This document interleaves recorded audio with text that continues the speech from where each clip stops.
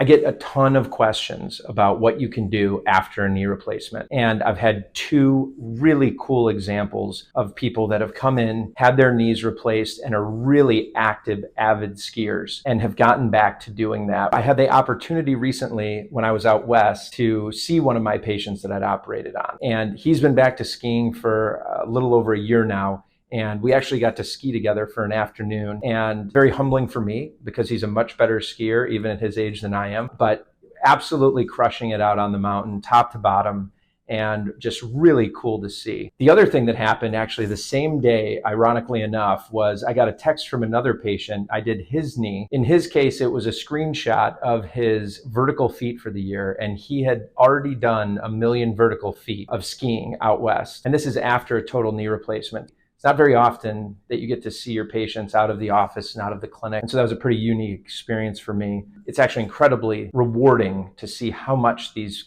guys are doing.